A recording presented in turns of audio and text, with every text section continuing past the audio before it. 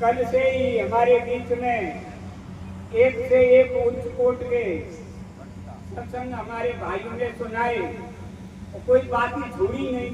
और रही बची हमारे जो है अभी राम प्रकाश भाई साहब ने सब बताया कि हमारे लिए तो कुछ छोड़ा ही नहीं।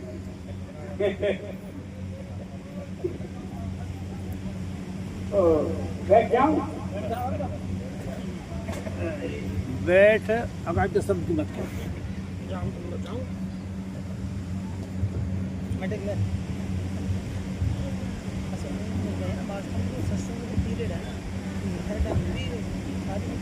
जय गुरुदेव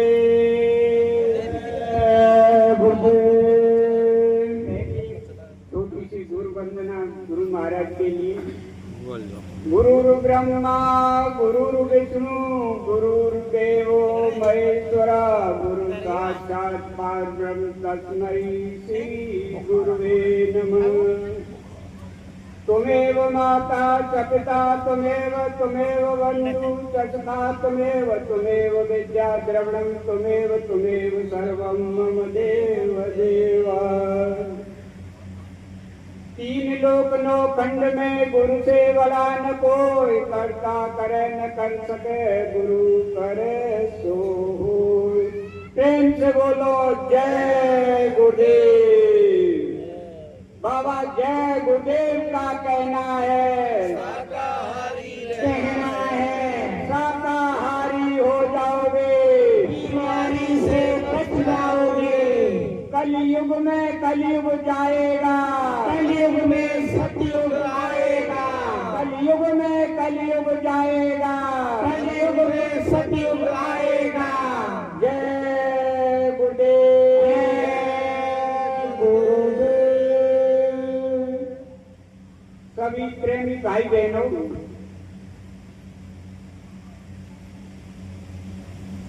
आप सबने खूब गुरु महाराज के बारे में सुना। देखो मैं हर पहले फिर तो आपसे पूछूंगा कि अब तक जो है हमने खूब ध्यान भजन सुमिरन कर रहे हैं ना रोजाना, तो भगवान मिले क्या? कितनों को मिलेंगे? बता खड़े हाथ तो करो ना थोड़ो। अच्छा और लग रहा थोड़े से ही आदमी में भगवान मिले।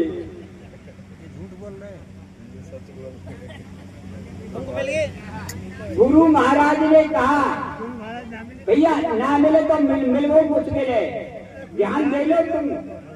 जो कह रहे हो ना आप मिल गए, हमें मिले न मिले लेकिन तुम ध्यान देना कि अब तक भगवान ना मिले तो मिलवो मुश्किल है। गुरु महाराज ने मंच से कहा ये जय गुरुदेव नाम उस प्रभु परमात्मा का नाम है। जब कभी मुसीबत और परेशानी में जय गुरुदेव बोलोगे तो मैं मिलूंगा। कौन मिलेगा? और जय गुरुदेव नाम किसका? प्रभु कौन हुए? महाराज। तो भगवान कौन हुए? गुरु महाराज। और फिर भी कह रहे हमें मिले ही नहीं, क्योंकि हमें तो अभी तक भगवान नहीं माना तो अब कहाँ मानेंगे आप? यही तो देर हो रही है। हर बार पूछ जाए तो फिर जो है कि हमें तो भगवान मिले ही नहीं। देर इसीलिए हो रही है। गुरु महाराज ने कहा कि भगवान मिलने में कितना टाइम लगे। गुरु महाराज ने कहा भगवान मिलने में कितना टाइम लगे तो इधर से धान का पौधा उखाड़ो इधर लगा दो। कितनी देर लगी? केवल मन को इधर से हटा के इधर लगा दो। मन तो प्यारे एक है, चाहे जहां लगाए, चाहे तो गुरु भक्ति कर, चाहे गृहस्थ कमाए। अब हम 24 घंटा गृहस्थ में कमाए मिलेंगे। जब माँ के पेट में उनके लटके जो प्रार्थना कर रहे, ए प्रभु अब प्रभु कृपा करहूं ये भांति सब तज भजन करहूं दिन रात। रातों दिन को वादा करके आए। अब वादा टाइम ना है, अब तो गृहस्थ में लगे रहे। 24 घंटे तो बता कैसे? मन को ये कहिए कहीं लगा लो, गुरु महाराज जब से शुरू सत्संग किया अब तक, और हर सत्संग में यही कहते हैं, अरे बच्चा कोई किसी का नहीं है, ये शरीर भी नहीं है, बीवी बच्चे पति पत्नी भाई भतीजा परिवार घर मकान दुकान कोई किसी का नहीं है, ये शरीर भी अपना नहीं है, ये सब छोड़ना है,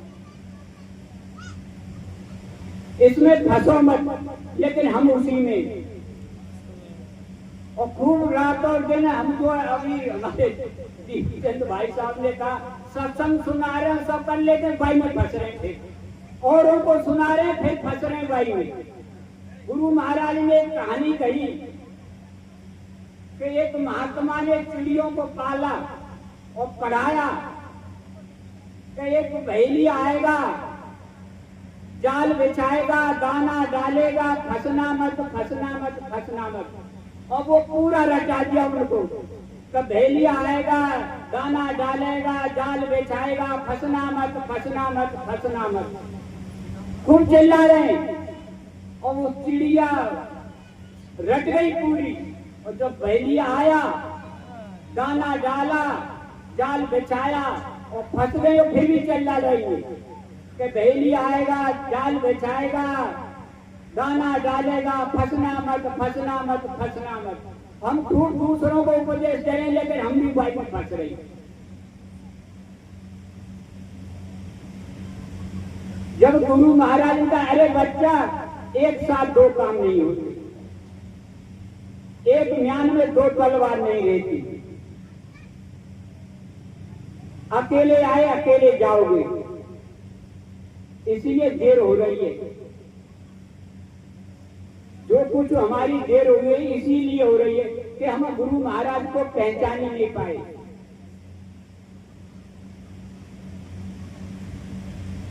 भगवान की पहचान क्या है?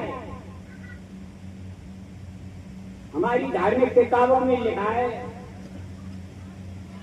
बिन पग चले सुने बिन काना, और बिन कर करे करोड़न कामा। जो बिना पैरों के चले, बिना कानों के सुन ले,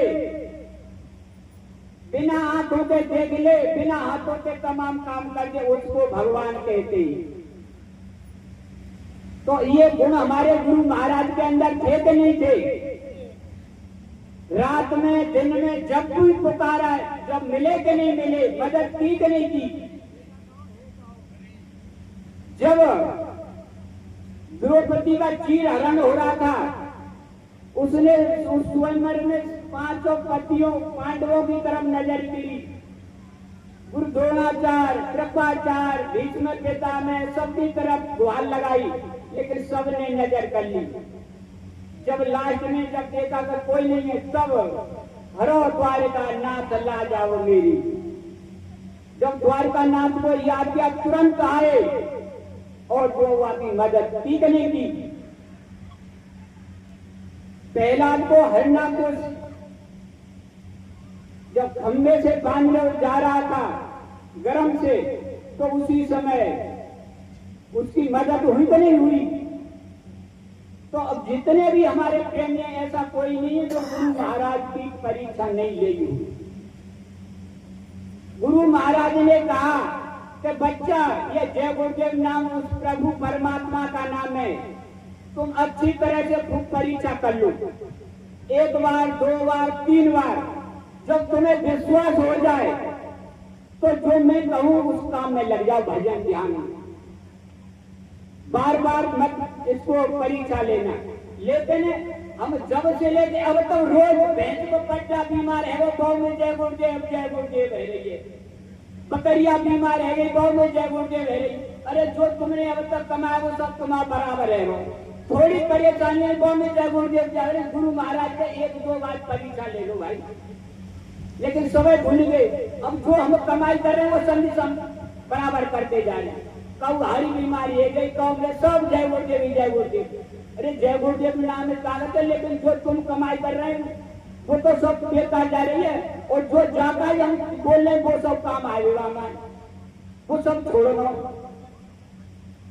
जो कुछ हम जादू बोल रहे हैं कि हमारा बच्चा ठीक है जाए और ठीक है या वो कोई काम आवे हो वो आपको रखवारो वो ऊपर को जितने दिना की आयु को उतने दिन जिंदो रहेगो, लेकिन हम अपनी कमाई मोबाइल में लगाएंगे हेरो बना हेरो तो अपनी कमाई और फिर कहने हमें तो कुछ ठीक है न सुने न कुछ तो कहाँ अपनी कमाई तो बराबरी कर रहे हैं। बाबा जय गुरुदेव वो हस्ती वो शक्ति है, सतयुग से लेके अब तक इतनी बड़ी कोई शक्ति आई नहीं इस पृथ्वी पर। गुरु महाराज ने कहा कि कलयुग में कलयुग जाएगा, कलयुग में सतयुग आएगा। तो बहुत से दुनियादार और हमारे बीच में बहुत से कहते हैं कि अरे भाई कलयुग का भी शुरुआत ही है, अभी कलयुग कैसे चला जाएगा। कलयुग तो अभी जो है पहला ही चरण चल रहा है, कलयुग के बाद में सतयुग आएगा। लेकिन ऐसा कोई युग नहीं है सतयुग त्रेता और द्वापर जिसमें कलयुग गया न हो। सतयुग में हिरण्याकुश था, वो खुद भगवान बनता था। प्रहलाद को कितना कष्ट दिया और सबको दिया, तो उस समय कलयुग था कि नहीं था। त्रेता में रावण के समय घोर कलयुग था, तभी 12 गुणों से राम को आना पड़ा राक्षसों का विनाश और धर्म की स्थापना के लिए। द्वापर में कंस के समय घोर कलयुग था, 16 गुणों को से राम को आना पड़ा राक्षसों को विनाश और धर्म की स्थापना के लिए। और अब उससे ज्यादा जो काम रावण और कंस ने नहीं किए वो काम अब हो रहे। तो क्या वो आएगा नहीं। जब हमारी किताबें झूठी हो जाएंगी, रामायण में लिखा जब जब हो धर्म की हानि बाढ़े असुर महाअभिमानी तब तब प्रभु धरे मनुज शरीरा। तो बताओ जब राक्षसों का मारने के लिए धर्म की स्थापना के लिए तो वो अवतारी शक्ति आती है। और कृष्ण भगवान ने क्या यदा यदा धर्म से गिलानी बहुत भाव से, जब जब धर्म का नाश होगा तो मैं मत शरीर में आऊंगा, कहा कि नहीं कहा। और जो है सूरदास जी ने कहा रे मन धीरज क्यों न धरे सम्मत 2000 के ऊपर है तो युग करे अकाल मृत्यु जग माई व्यापे प्रजा बहुत मरे सहस वर्ष लग शत्रु व्यापे सुखी दिशा फिरे सूरदास जी हरि की लीला तारे नाए डरे। गुरु महाराज ने भी कहा लाशें पड़े सड़े घर घर में उठाने वाले मिले नहीं यार जमाना बदलेगा कह जय वो देव जमाना बदलेगा। तो सब महात्मा ने कहा है। तो अब धर्म नाम की कोई चीज है तो अब वो शक्ति नहीं आएगी, लेकिन बड़ी पावर लेके आएगी। क्योंकि अब रामायण और कंस से तो बहुत बड़ी ताकत चाहिए है, घर घर में रावण और कंस है। रावण एक दूसरे की ओर सीता को ले गया बदले की भावना से, क्योंकि उसको पता लगा कि मेरी बहन के साथ इन लोगों ने अभद्रता की है, तो बदले की भावना से सीता को ले गया और ले जाके सुरक्षित रखा। मौत परिंदा आदमी काम नहीं रक्षा कर और भी सुरक्षा में है, लेकिन फिर भी उसका सर्वनाश हो गया। और आज रोजाना तुम अखबार रेडियो में सुनने किसका लड़की किसका कोई रिश्ता है ही नहीं, न बहन भाई का रिश्ता न बाप बेटी का रिश्ता, और तो अपनी माँ को नहीं छोड़ रही। तो वो क्या चुप हो जाएगा, आएगा नहीं। पहले सुना करते थे कि आदमी ने अपनी औरत काट दी मार दी, लेकिन अब रोजाना अखबार है औरत आदमियों को काट रही है। सुनने ज्यादा संख्या आ रही है। कंस के समय जब कंस को पता लगा कि मेरी बहन देवती के जो बच्चा होगा वो मुझे मारेगा, तो अपनी जान बचाने के लिए उसने अपनी बहन के बच्चों को खत्म किया।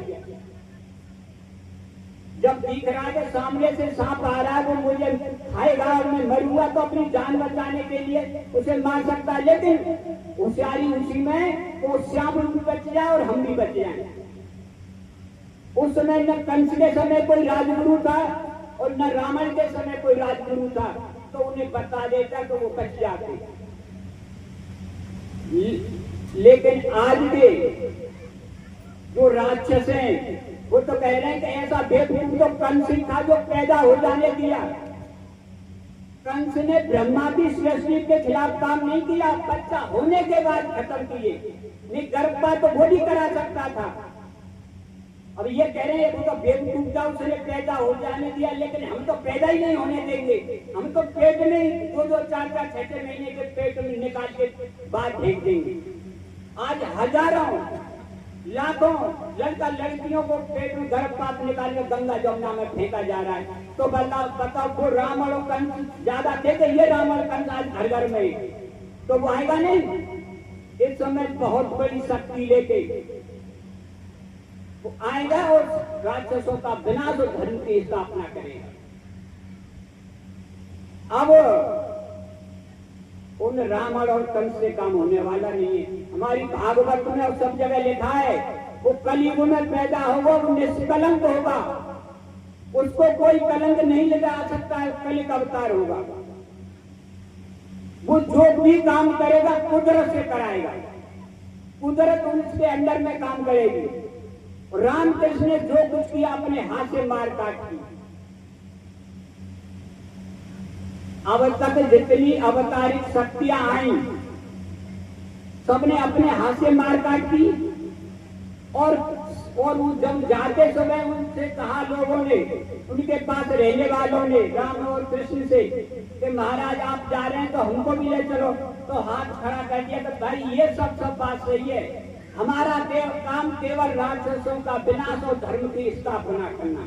हम अपने धाम को तुमको साथ नहीं ले जा सकते। इसके लिए तो पहुंचे गुरु महात्मा के पास जाना पड़ेगा तुम्हें, जब योग बताएंगे, साधना कराएंगे, जब पहुंच सकते। कहा यही बात। और जितने भी आज तक संत महात्मा आए पृथ्वी पर, किसी ने ये नहीं कहा कि मैं युग परिवर्तन करने आया हूं। सबने कहा कि हम जीवों की समाज और समाज सुधार का काम किया। जितने भी संत महात्मा आए, गुरु महाराज ने भी कहा हम आए वही देश से जहां तुम्हारा धाम, तुमको घर पहुंचाना एक हमारा काम। ये तो संत का काम हो गया। और दूसरा क्या कह रहे हैं, बच्चा मैं युग परिवर्तन करने आया हूं, युग परिवर्तन करके जाऊंगा। मेरे काम को कोई दूसरा कर नहीं सकता, मेरे काम को कोई रोक नहीं कर सकता। युग परिवर्तन का भी शरीर एक काम डबल, युग परिवर्तन का भी काम और उधर संत मत का भी, जीवों की संभाल का भी काम, डबल काम कर रहे हैं। अब ये कहते कैसे,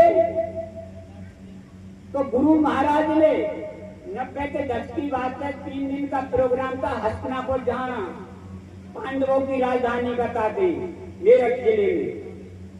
तो गुरु महाराज ने वहां कहा सत्संग, अरे बच्चा जो भागवत में सब जगह जो वह बताते हैं और लिखा है कि वो कलिक अवतार होगा, वो पैदा हो चुका है। और लिखा है कि उत्तर प्रदेश का एक छोटा सा गांव होगा, ब्राह्मण परिवार होगा और वहां पैदा होगा। वो पैदा हो चुका है, इस समय उसकी आयु 35 साल के करीब है। वो अपनी युवावस्था पे जोर शोर से काम कर रहा है। सत्संग के बाद हमने सोचा कि भाई हमें तो गुरु महाराज को ही समझते थे कि ये युग परिवर्तन करना है। जगह जगह प्रचार किया और लिखा के युग परिवर्तक परम संत बाबा जय गुरुदेव जी महाराज। तो दूसरा युग परिवर्तक कौन आ गया? तो सत्संग के बाद एक मुरादाबाद के टाट वाले थे बुजुर्ग, हमने उनसे पूछा चाचा आपने सत्संग सुना? हाँ। कि गुरु महाराज कह रहे हैं कि वो पैदा हो चुका है, उसकी आयु 35 साल के करीब है। वो कौन है? कि अरे यही तो है, ये कैसे हो जाएंगे, इनकी उम्र और वो 35 साल की, ये कैसे हिसाब होगा? अरे भैया यही तो है। ये कैसे? कि हमारे संत मत के हिसाब से जिस दिन से हम नामदान लेते हैं उसी दिन से उम्र संभाली जाती है। पहली उम्र तो हमारी बेकार गई। गुरु महाराज उत्तर प्रदेश का छोटा सा गांव अलीगढ़ जिले इंगलाज तहसील में चिरौली, और ब्राह्मण परिवार दादा गुरु का, और वहां नामदान लिया। और जब से लेके अब तक संभालो, करीब करीब 33 साल के करीब तो बैठे रहे, करीब करीब गुरु महाराज बता रहे। तो यही तो है। तो युग परिवर्तन गुरु महाराज अब जो युग परिवर्तन भी करने आए और संत मतकारी काम करने आए डबल। और जो युग परिवर्तन में तो मार काट होती, लेकिन गुरु महाराज ने कहा, अरे बच्चा, जो पृथ्वी पे ये गलत काम हो रहे हैं, कुदरत बहुत नाराज है। आगे गृह युद्ध, विश्व युद्ध, महामारी, बीमारी, सूखा, अकाल, भूकंप, बहुमंजिली इमारतें 100-100 फीट ऊंची हुई नजर आएंगी। महानगर समुद्र के किनारे बतासे की तरह घुलते हुए नजर आएंगे। होशियार हो जाए, कुदरत बहुत नाराज है। फिर ये मत कहना किसी ने बताया नहीं, मैं बता ही देता हूं, क्योंकि काम हमने करना है। रामकृष्ण ने अपने हाथ से दिया, ये कुदरत से कराएंगे, अब पाक साफ रहेंगे, लेकिन उससे प्रचार करा देंगे देश और दुनिया में, देखो अब कुदरत नाराज खड़ी है। ये मत कहना हमको बताया नहीं। तो अब गुरु महाराज ने तो जब होगा तो भारी संहार होगा। जब एक युग जाता है, दूसरा युग आता है, तब बहुत जनहानि होती है। सतयुग गया, त्रेता आया, बहुत जनहानि हुई। त्रेता गया, द्वापर आया, बहुत जनहानि हुई।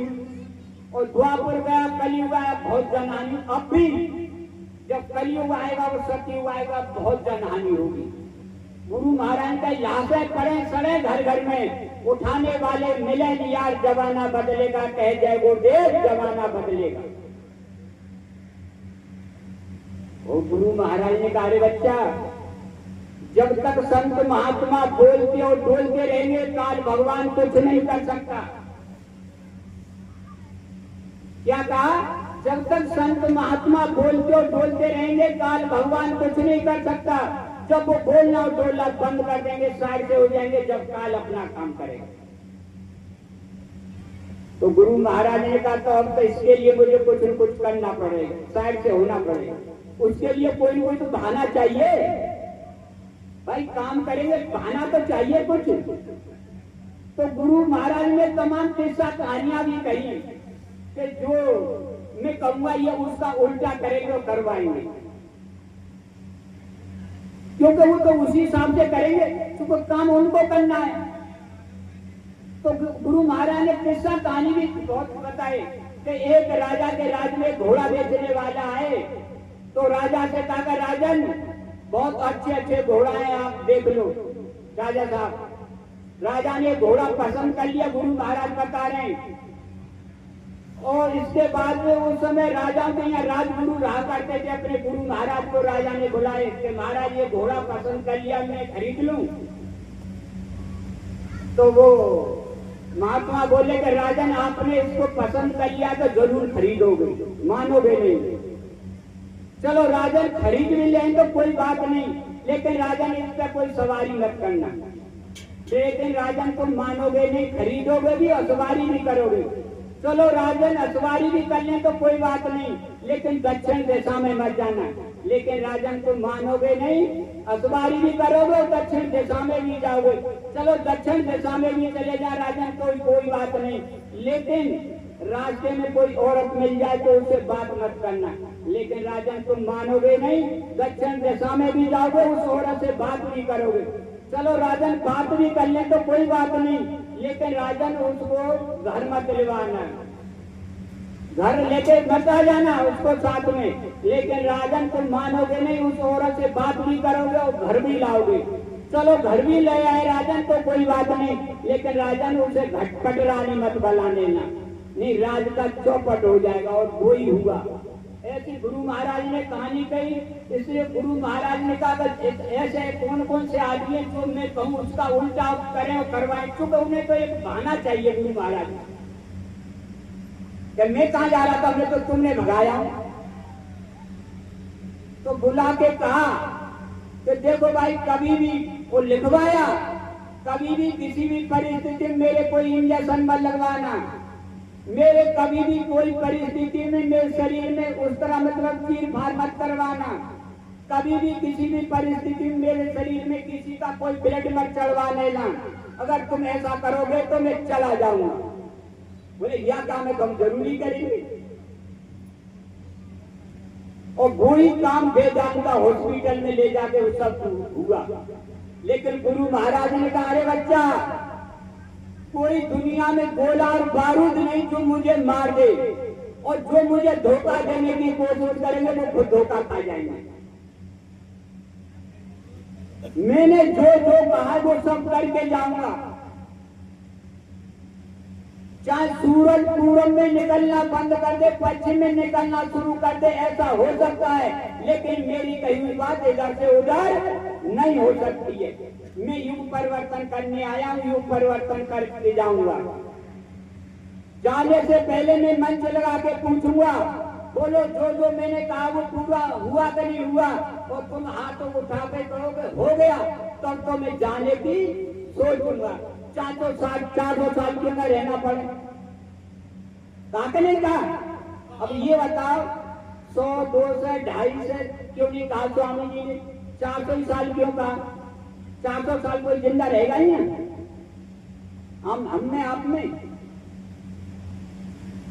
केला के पात में पात में पात, और संतों की बात बात में बात, उनकी बात को कोई काट नहीं सकता। एक तरफ कह रहे हैं कि मैं जो कहा वो सब काम करके जाऊंगा, और जाने से पहले पूछूंगा बोलो जो जो हुआ कि नहीं, जब तुम हाथ उठाए तो हो गया तब जाने की सोचूंगा। और दूसरी तरफ क्या कह रहे हैं, अरे बच्चा ये पका हुआ हमें कभी टपक सकता है। क्या कह रहे हैं, अरे बच्चा ये पका हुआ हमें कभी टपक सकता है। अरे तुम मेरे सामने कर लो, पीछे कुछ नहीं कर पाओगे। आगे चल के न ये तुम्हें सत्संग मिलेगा और ये न नाम दान मिलेगा। कहा कि नहीं कहा? यहाँ पे विचार करो। और बात दोनों सही है, झूठ एक भी नहीं है। बात एक भी नहीं है। अरे बच्चा देखो मेरे शरीर की तरफ ये पका हुआ हमें कभी भी टपक सकता है, और मेरे सामने बैठ कर लो, पीछे कुछ नहीं कर पाओगे। आगे चल के न ये नामदान मिलेगा और न सत्संग मिलेगा।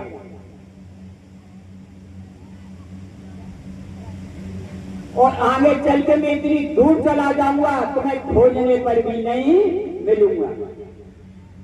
ये मंच से गुरु महाराज ने कहा। अरे बच्चा आगे चल के ऐसा घेर फंसाऊंगा कि अच्छे अच्छे मिस्त्री फेल हो जाएंगे, टूट जाएगा पर निकलेगा नहीं।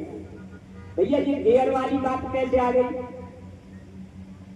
कोई न कोई तो हमने कमी की होगी जो गुरु महाराज घेर फंसाने की बात कर रहे, उनकी आज्ञा का पालन नहीं किया होगा, तभी तो घेर फंसाएंगे। अगर हम उनकी जो जो बात बताएं उन सबको मानते रहते तो घेर फंसाने की जरूरत क्या थी उनको?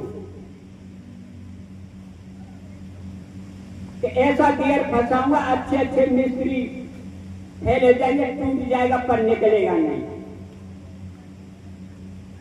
अरे बच्चा मेरे खेल को देख के तुम भ्रमित मत हो जाना। आगे चल के जय गुरुदेव के नाम की बहुत दुकानें लग जाएंगी और बहुत जय गुरुदेव बन जाएंगे और मेरे भेष को धारण कर लेंगे। उस समय आपको क्या करना है? जैसे पति और पत्नी के बीच में कोई तीसरा पुरुष या स्त्री आ जाए तो पति पत्नी का रिश्ता खत्म हो जाता है। इसी तरह गुरु और शिष्य के बीच में कोई तीसरा आ जाए तो गुरु और शिष्य का रिश्ता खत्म हो जाता है। उस समय बच्चा तुम्हें क्या करना है कि तुम मेरी तरफ देखना, मैं तुम्हारी तरफ, इधर उधर देखोगे तो फंस जाओगे। कहा नहीं कहा? अब सब फंस गए। गुरु महाराज के साथ कितने फंस गए ना। लेकिन समय आ रहा है जब महाभारत होने को था, उससे पहले कृष्ण भगवान के पास कौरव और पांडव पहुंचे कि महाराज हमारी मदद करो, हमारी मदद करो। कृष्ण भगवान बोले देखो भाई, महाभारत तो होगा, मैंने खूब शांति के उपदेश दिए, लेकिन आप लोगों ने कोई मानी नहीं। लेकिन एक तरफ मेरी सेना रहेगी, एक तरफ मैं रहूंगा, मैं भी कोई हथियार नहीं उठाऊंगा, और तुम ले लो। तो दुर्योधन बोला अगर तुम हथियार नहीं उठाओगे तो हम तुम्हारा क्या करेंगे, हमें तो सेना दे दो, हमें तो युद्ध लड़ना है। कि लास्ट में विजय किसकी हुई, जिसके साथ कृष्ण थे वही विजय हुई ना। अब स्वयं हुई स्थिति बनने जा रही है। गुरु महाराज ने कहा मेरे आसपास जितने हैं किसी को देवता मत समझना बच्चा, और कलयुग देखना है तो आश्रम में आके देख लो। जितने गुरु महाराज के आसपास थे दयाल का कोई नहीं था, सब काल के थे। आज वही महाराज बन रहे सब। तो गुरु महाराज कृष्ण भगवान ने अपनी नारायणी सेना कौरवों को दे दी, तो मारी गई कि नहीं मारी गई? नारायणी सेना पूरी मारी गई उस समय। अब भी गुरु महाराज ने अपनी नारायणी सेना काल के एजेंटों को दे दी। दे दी कि नहीं दे दी? सब भीड़ उन्हीं के पास पहुंचे, काल के एजेंटों के पास। और बाबा गुरु महाराज के कितने रह गए? अभी यौ में से बहुत जाने वाले हैं। अभी यू पक्के ना है, अभी तो ये मानी ना रहे कि गुरु महाराज भगवान है। यौ में से बहुत भगड़ में चाहिए। अभी समय बहुत नजदीक आ रहे। जितने हैं थोड़े बहुत यौ गुरु महाराज का, अरे बच्चा जब मैं आऊंगा उस समय तुम मुझे पहचान नहीं पाओगे, मुझे प्रमाण देने पड़ेंगे कि मैं हूं। और मुट्ठी भर लोग होंगे जो मुझे पहचान पाएंगे, और आगे चल के मुट्ठी भर लोगों से ही परिवर्तन होगा। ये मंच के शब्द है गुरु महाराज की। वो धीरे धीरे समय आ रहा है, कुदरत तैयार खड़ी है।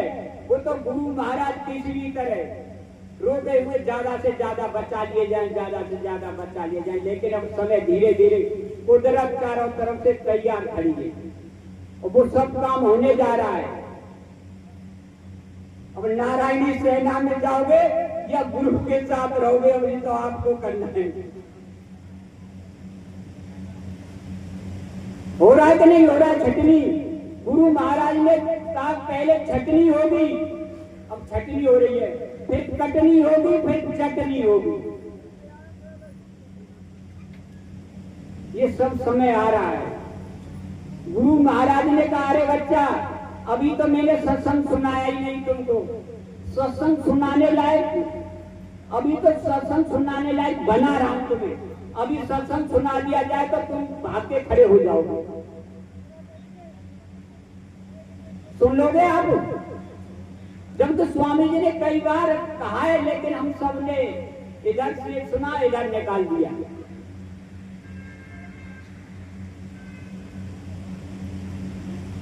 हम जो है बोलते हैं कि ध्यान मूलम गुरु मूर्ति, मंत्र मूलम गुरु वाक्यम, पूजा मूलम गुरु पदम, मोक्ष मूलम गुरु कृपा। गुरु की कृपा क्या है और दया क्या है? अब गुरु की दया कृपा में लेना जानते ही नहीं।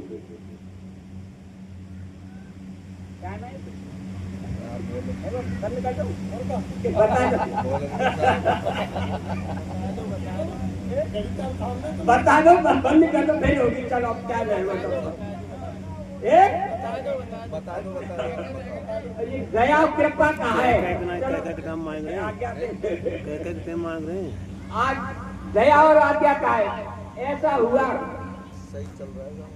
मैंने सोचा कि भाई मैं किसी भी सत्संगी को पूछा कि भाई कैसी मौजूद है? गुरु महाराज की बड़ी दया है, ये गुरु महाराज की बड़ी दया है। और मेरे दर्शन में गुरु महाराज की दया है रही है। जिन लोगों के पास में साइकिल नहीं चढ़े हुए, आज वो ऐसी गाड़ी में, कई लाख की गाड़ी में घूम रहे हैं। जिनके पास कच्चे मकान कई में, तो